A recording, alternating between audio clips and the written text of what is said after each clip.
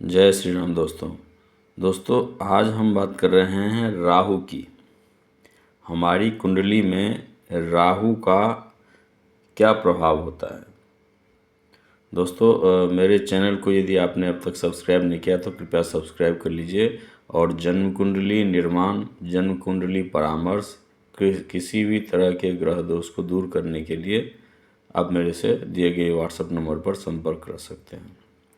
दोस्तों राहु यदि तीसरे, छठे और 11वें भाव में हैं तो ये अच्छे परिणाम देते हैं। राहु यदि हमारी कुंडली में छठे भाव में हो, ये जैसे कि ये छठे भाव में हैं, तीसरे भाव में हैं और 11वें भाव में हैं तो ये अच्छे परिणाम देते हैं। इनका उपचय ये इसको ना उपचय भाव क्या कहा जाता है, इसलिए राहु के परिणाम के समय में बेहतर होते हैं और ये बेहतर परिणाम देते हैं। राहु वृषभ राशि, मिथुन और कन्या राशि में बहुत ही अच्छे परिणाम देते हैं।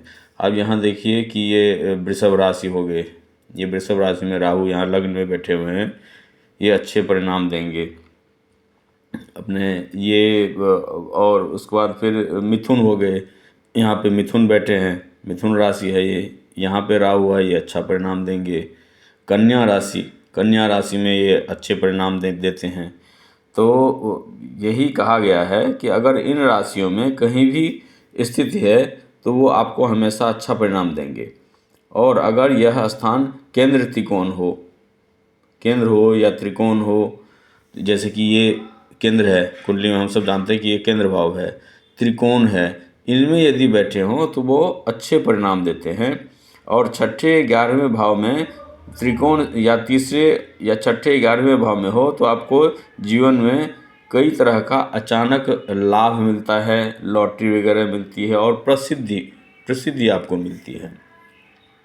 यदि राहु पर कहीं से भी बृहस्पति की दृष्टि हो तो नकारात्मक जो ऊर्जा होता है राहु के द्वारा वो कंट्रोल होता है। अब देखिए इस कुंडली में देखिए कि यहाँ बृहस्पति हैं और बृहस्पति की जो दृष्टियाँ 7वीं, 5वीं और 9वीं, तो यहाँ से देखिए ये 7वीं दृष्टि पड़ रही है राहु का, 1 2 3 4 5 6 7, 7वीं दृष्टि पड़ रही है।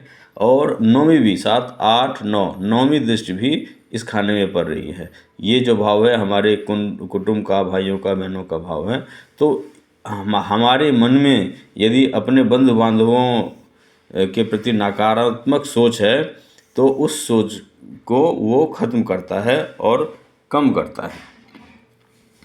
अब देखिए जैसे कि हमने कहा कि तीसरे भाव है, छठे भाव है, 11वें भाव है, इसमें यदि होते हैं तो वो अच्छा परिणाम देंगे।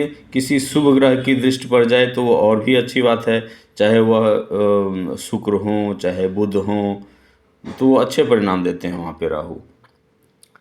यदि राहु पर कहीं से भी शुभ ग्रह की दृष्टि हो तो वो बहुत ही अच्छे परिणाम देते हैं। यदि राहु केंद्र त्रिकोण के स्वामी के साथ हों, अब यदि राहु केंद्र त्रिकोण में कहीं से भी हो, केंद्र में हो और वहाँ से यदि उनके स्वामी शुभ ग्रह हैं, त्रिकोण में जो भी ग्रह बैठे हैं उसके स्वामी यदि शुभ हैं तो वह राजयोग का कारक बनता है दोस्तों। इससे ये राजयोग भी, राहु सिर्फ हमारे जीवन में कष्ट ही नहीं देते हैं, ये राजयोग भी बनाते हैं यदि उसके ऊपर शुभ ग्रहों की दृष्टि हो।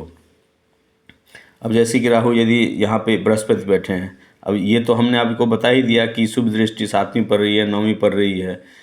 लेकिन यदि कहीं भी यहाँ भी बैठे, जैसे यहाँ के अब ये शुक्र हैं तो शुक्र भी 7वीं दृष्टि, अब ये देखिए यहाँ पे 1 2 3 4 5 6 7, 7वीं दृष्टि, यहाँ पे यदि बृहस्पति होते तो ये अच्छा होता। इस भाव से संबंध में ये इसमें जैसे कि हमारी माता का देखते हैं, धन संपत्ति सुख ऐश्वर्य का देखते हैं, तो इस भाव पर भी अच्छा प्रभाव पड़ता और यहाँ पे बुरा प्रभाव नहीं पड़ता, क्योंकि यह केंद्र हैं, जानते हैं कि ये केंद्र हैं।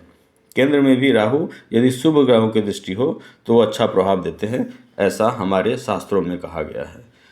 दोस्तों फिर से याद दिला रहा हूँ आपको कि कृपया मेरे चैनल को आप सब्सक्राइब कर लीजिए यदि अब तक आपने सब्सक्राइब नहीं किया है। और जन्म कुंडली निर्माण, जन्म कुंडली से संबंधित किसी भी प्रकार के का काम हो तो आप मेरे दिए गए व्हाट्सएप नंबर पर संपर्क करें। और कोई भी प्रश्न हो आपके मन में तो कमेंट बॉक्स में भी पूछ सकते हैं, मैं सभी प्रश्नों का जवाब देता हूँ। जय श्री राम।